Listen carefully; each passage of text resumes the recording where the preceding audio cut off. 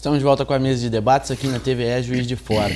E vai até amanhã uma série de palestras e debates sobre a situação política e econômica do país com o embaixador Marcos Henrique Camilo Cortes. Esse evento é organizado pela Associação dos Diplomados da Escola Superior de Guerra em Juiz de Fora.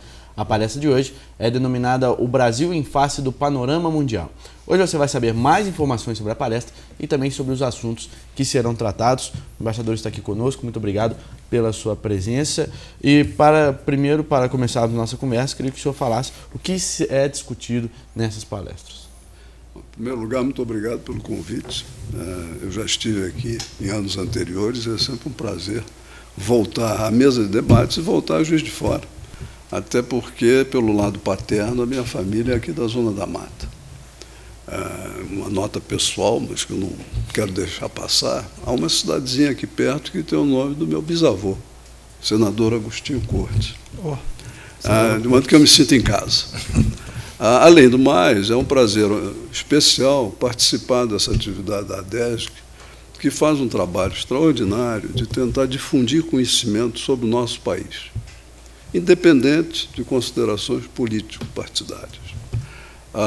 Você tenta, através desse curso, difundir conhecimentos e estimular mais estudos. No meu caso específico, pela minha formação como diplomata, nós procuramos apresentar o panorama mundial e nele inserir o Brasil, objetivamente. O diplomata, no intervalo, o senhor fez alguns comentários, queria trazer para o grande público aqui. Nós tivemos aqui nas primeiras falas aqui do missionário Anderson a questão das mazelas, né, que a sociedade hoje passa, principalmente com o enfrentamento à droga. Ontem a gente teve um momento histórico no país, onde que foi impedido mais um presidente, né, de 4 presidentes, nós tivemos 2 impedidos. O que de fato está errado na política nacional, que faz com que de 4 presidentes, né, a gente tem aí 2 impedimentos, ou seja, 2 que não concluíram os seus mandatos por conta, né, de uma legislação vigente, que a gente sabe que para chegar nesse patamar não é uma coisa simples, existem vários procedimentos, parece que foi em torno de 9 meses esse processo. Enfim, o que é que o senhor acredita que possa não só mudar, mas também criar uma expectativa de melhora para todos nós? Olha, em primeiro lugar, não é uma solução fácil nem de curto prazo. E eu acho que ela passa por um aprimoramento, uma recuperação, eu diria, do sistema educacional brasileiro. Hoje eu acho que o sistema de educação em todo o país, com algumas pequenas ilhas de exceção, é muito ruim. Baixou muito o nível de conhecimento do povo brasileiro. Consequentemente, sabendo menos, ele tem menos capacidade de opinar, de dar sugestões, de fazer críticas. Segundo, acho que o sistema político-eleitoral é ruim. E terceiro, por uma série de razões, há um grande desinteresse da mocidade pela política. Eu, quando era jovem, me lembro que era normal a gente debater os assuntos políticos. E havia uma contrapartida desse interesse, que era a preocupação dos candidatos em apresentar ideias e plataformas, programas políticos, etc. Hoje eu vejo com muita tristeza que tudo virou um problema de marketing. Você vende um produto bem empacotado, com imagens atraentes, e as pessoas acabam aceitando aquilo. Você não sabe o que está por trás. Às vezes não tem nada por trás. Então, essa falta de ideias, falta de programas concretos, é extremamente preocupante. Agora, repito, eu não vejo como a curto prazo a gente vai conseguir fazer. É um trabalho de formiguinha, mas que tem que ser começado. E tem que ser começado por baixo. Eu acho emblemático o fato de que ontem o episódio final teve a ver com o uso do idioma português. Quando se diz que você caça um mandato com perda de direitos políticos. Sim. Bom, que eu saiba, junto uma coisa com a outra. Você não pode separar. E o que nós vimos foi uma separação. Então você está reescrevendo a Constituição? Foram feitos 2 julgamentos. Mas não pode. É com. Não é. isto e, eventualmente, aquilo. Ou, talvez, também... Muito aquilo. bem colocado isso aí. É junto, não pode separar. Você toma uma decisão que abrange as duas coisas, porque elas estão ligadas, umbilicalmente ligadas. Então, é praticamente automático. É. Automático. E tá no momento que você decidiu isso está decidido. Não podia ter separado. Agora, o tema do nosso trabalho aqui hoje é o panorama Brasil em face ao panorama mundial. Como é que outros países, o senhor que já esteve em quantos países? Como embaixador, como diplomata? Servindo diretamente? Pelo menos uns 10. Não, menos, 6. Então, tem outras épocas, mas como será que os países europeus, ou América do Norte, ou os países da Sul-América, estão vendo hoje o país perante essa ação de ontem, esse ato de ontem? Olha, obviamente, isso é trabalho dos embaixadores desses países em Brasília de fazer essa análise. Certo. Eu não estou nos outros países para fazer essa análise. São outros Mas tempos. o que eu diria a você é muito simples. Cada país tem suas peculiaridades. Uma das coisas que a gente aprende, ou pelo menos aprendia no velho Itamaraty, era a necessidade de você ter uma atitude que contraria a tendência natural do ser humano. O homem, o ser humano, é, por natureza, um animal predador, biologicamente. O predador, diante do que é diferente, ele logo tem um juízo de valor. Equivocado ou não, não interessa, mas ele imediatamente diz, não, isso é bom, isso é ruim, é melhor ou é pior. O diplomata aprende que diferente é só isso, é diferente. Depois eu vou ver se é melhor ou pior. Senão você está tendo uma atitude de preconceito. E todo preconceito, por definição, é burro. Ora, você não pode analisar um país, interpretar um país, pelos seus valores. Não vai dar certo. O seu juízo vai estar sempre errado. Então, nesse sentido, eu não me preocupo com o que os outros países estejam pensando sobre o Brasil. Provavelmente eles vão fazer juízos errados, a favor ou contra, por falta de informação. Tendencioso, né? É inevitável. O que eu acho que nós temos que nos preocupar é termos nós mesmos uma avaliação objetiva da situação nacional e cada um de nós ver o que pode fazer para corrigir os defeitos, para melhorar o futuro do país. Ter a sua própria identidade, né? Exatamente. E valorizar por si mesmo e ter uma autoestima. Agora, embaixador, sobretudo o governo Lula, ele fez uma política externa, né? Tivemos aí o Fórum de São Paulo, os países bolivarianos, né? Até os países africanos foram muito envolvidos economicamente aí por um momento gracioso que o Brasil estava, né? Com perdão de dívidas e outras coisas mais. E isso vai secar, isso secou, né? Até ao custo da nossa comunidade, ao nosso custo aqui da nossa população. Nosso sacrifício, às vezes. Do nosso sacrifício pessoal e individual das empresas, enfim, estrutura física e outras coisas mais. Nesse cenário, especificamente, né, de um país ter feito uma política externa, né, graciosa, doando, fazendo benefícios, etc., e isso secando, o senhor acredita que haverá algum tipo de retaliação, alguma resposta, principalmente desses países bolivarianos? Olha, eu acho ótima a sua pergunta, porque, primeiro, eu preciso pedir licença para dizer que não havia política externa. Eu entendo o que você quis dizer, mas é uma questão de precisão de terminologia. Política externa é algo que tem que ser planejado, programado e executado por um quadro profissional, que se chama o corpo, o serviço diplomático. Infelizmente, a partir do Fernando Henrique Cardoso, se instituiu uma prática que eu considero altamente nociva para os interesses nacionais, que é a chamada diplomacia presidencial. No caso do governo Lula, e se manteve no governo Dilma, o Itamaraty foi inteiramente posto de lado na formulação da política externa, e por isso deixou de haver política externa. Havia uma atuação externa, política, mas não é política externa, isso é outra coisa. Através da pessoa do assessor de relações internacionais do presidente, que era o professor Marco Aurélio Garcia, que, ao mesmo tempo, é o coordenador do Foro de São Paulo. através do qual eram canalizados ou circulados recursos. Eu não sei até que ponto isso é legal ou não. Tenho minhas ideias e minhas desconfianças. E nelas entra essa questão do perdão das dívidas.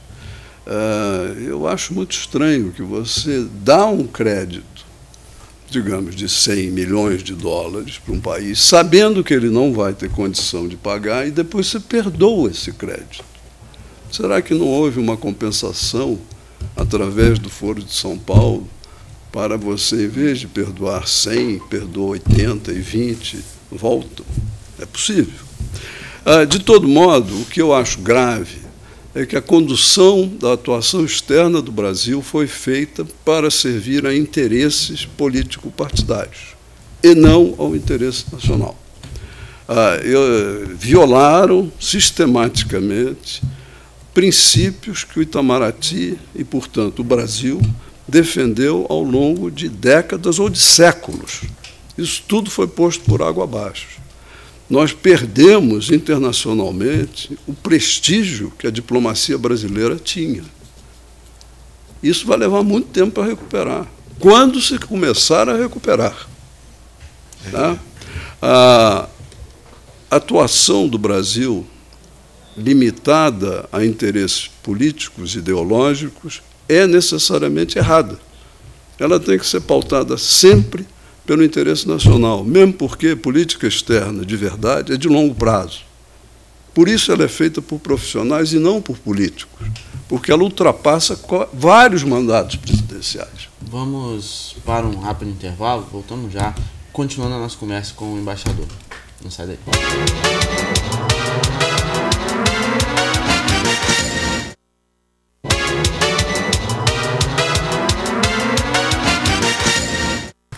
Estamos de volta com a mesa de debates aqui na TVE Juiz de Fora, conversando com o embaixador Marcos Henrique Camilo Cortes, ele que ministra uma palestra hoje, organizada pela DESG, sobre o Brasil em face do panorama mundial. Agora, senhor embaixador, o que o senhor acredita, qual a importância, né, do brasileiro, do cidadão brasileiro, ter essas informações, né, da situação atual política? O senhor acha que o brasileiro hoje em dia tem essas informações? Ou por que não tem? Como deveria ter? Não é só o brasileiro, né? Eu acho que, de forma geral, as pessoas não têm a informação sobre a realidade internacional, porque, usar o termo da moda, né, a mídia veicula uma interpretação que normalmente não reflete a realidade, às vezes até de boa fé. É que política externa é muito difícil de você explicar para o cidadão médio, ainda que ele tenha bom conhecimento, bom nível cultural, mas é muito complexo, e tem que ser assim. Por isso, repito, como ela é de longo prazo e é feita por profissionais, nós, diplomatas de carreira, sempre tivemos uma grande dificuldade, uma resistência a ficar explicando por que é, como é que é, porque as coisas vão se desenvolvendo ao longo do tempo. Não é que você tem que fazer segredo, mas é tão complicado e envolve outros interesses, outros países que você tem que respeitar, que você não pode ficar explicando o tempo todo. Então é natural que a grande massa não saiba o que acontece na realidade. E se impressiona, às vezes, com uma manchete aqui, outra manchete ali. Isso é inevitável. Por isso mesmo, palestras num curso como esse da ADESG são importantes, porque aí você tem uma oportunidade de explicar por que as coisas, por que as coisas acontecem da maneira como acontecem. Essa é a grande finalidade dessas palestras. Embaixador, vou aproveitar sua presença aqui. Hoje já fomos brindados 2 vezes aqui, o senhor e o Vandão aqui no Missionário. Ontem nós tivemos 3 presidentes em pleno exercício, né? Uhum. A Dilma que saiu, o Temer que entrou e depois passou para o filho do César Maia, Rodrigo Maia, porque ele foi para a China. E assim, todo o processo, o trâmite foi cumprido, mas existia uma necessidade de agilizar, porque existe uma previsão de uma entrevista, né, do presidente Michel Temer com o presidente da China. Essas relações internacionais, o senhor falou que dificilmente elas voltam a ter, da década de 80, da década de 90, o mesmo respeito que tinha, principalmente a diplomacia. Nesse cenário de transição e o Michel Temer, sabendo que ele tem uma peculiaridade na sua forma de agir, de atuar, como é que o senhor acredita que esses momentos iniciais, né, desse momento que ele vai viver até 2018 agora, 31 de dezembro de 2018, nesse período de exercício da presidência, ainda que curto, mas com muita coisa a fazer, o que o senhor acha que essas relações internacionais, a partir de hoje, nessa reunião, podem trazer para o brasileiro, que o senhor mesmo falou, e é verdade, está tão mal informado, está tão num processo de desalentador, né, sem perspectivas, sem otimismo. Enfim, como é que o senhor vê essa visão? Olha, eu acho que o momento, ao contrário, é alentador. Como eu já disse antes, na medida em que o Itamaraty tinha sido afastado da formulação de política externa, eu tenho uma grande esperança de que isso seja invertido, que volte a se dar ao Itamaraty a responsabilidade precípua pelo planejamento, formulação e implementação da política externa. A figura do chefe de Estado, no caso o presidente da República, é um dos mecanismos de que se utiliza um serviço diplomático, que é diferente da diplomacia presidencial, a que eu me referi, que eu critico duramente, em que o presidente age porque ele quer agir assim, a ideia dele. Isso está errado, por princípio.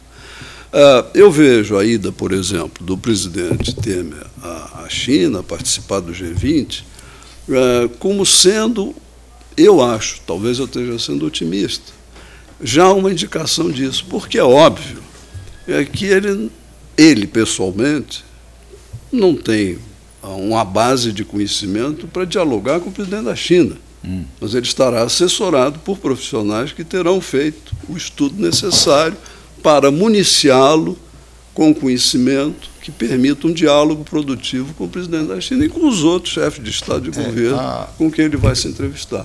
Então, repito, acho que é um momento alentador. A escolha de José Serra, que é o ministro das Relações Exteriores. Sim. É um bom nome? Veja, pelo conhecimento dele, pela vivência, pelo perfil. O ministro das Relações Exteriores, que é um cargo político, pode ser preenchido ou não por um político ou por um diplomata de carreira.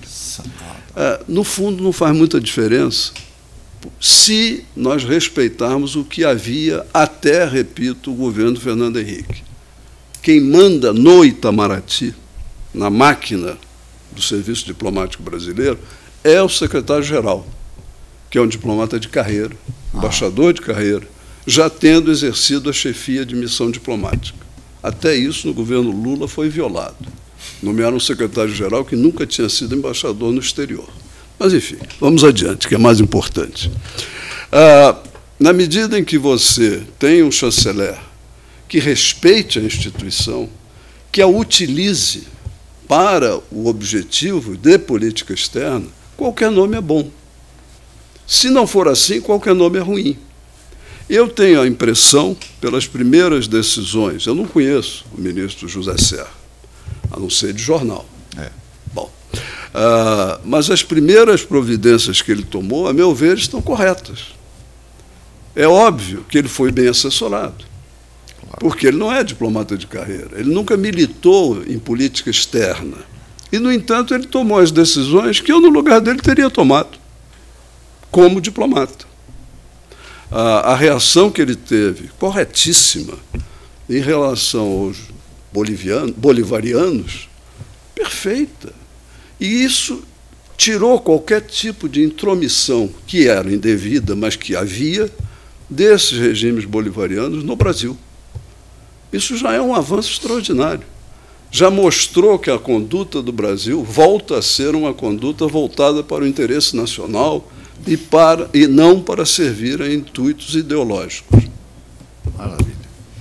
Nós estamos vivendo, então, um momento alentador, de realidades diferentes, mas, sobretudo, que o senhor hoje vai traçar para esse público da ADESC, né? E é aberto ao público, as pessoas que quiserem interagir nessa palestra vão poder participar, registrando aqui a presença do Coronel Queiroz, né, que sempre foi o baluarte desse processo, trazer para nós aí não só o senhor, mas várias outras autoridades que podem sempre trazer mais informações para a comunidade que é restrita ali da DESE, mas que acaba externando e sendo multiplicadores. Né? Não, o curso existe, o ciclo de estudos existe, e todo ano deve haver, e as pessoas podem se matricular. Mas, obviamente, hoje, por exemplo, à noite, as pessoas que assim quiserem poderão ir lá. Eu tenho certeza de que o delegado da ADESG autorizará esse comparecimento. Para podermos encerrarmos a nossa conversa, nosso programa, onde que vai ser realizada a palestra hoje? É no auditório do comando da Brigada de Infantaria Leve aqui. Senhor embaixador, muito obrigado pela sua presença aqui na nossa mesa de debates. Aproveitar para agradecer novamente também a presença do missionário Wanderson, nossos debatedores, muito obrigado, Erickson Aragão, muito obrigado também, professor Edson Steck, muito obrigado, claro, pela sua companhia. Mesa de debates volta amanhã, 11 horas da manhã, ao vivo aqui na TVE Juiz de Fora. A reprise do programa de hoje você assiste às 7h05 da noite, logo após o Jornal da TVE, ou qualquer momento pelo YouTube, através do canal da TVE Juiz de Fora. Para você uma ótima tarde e até amanhã.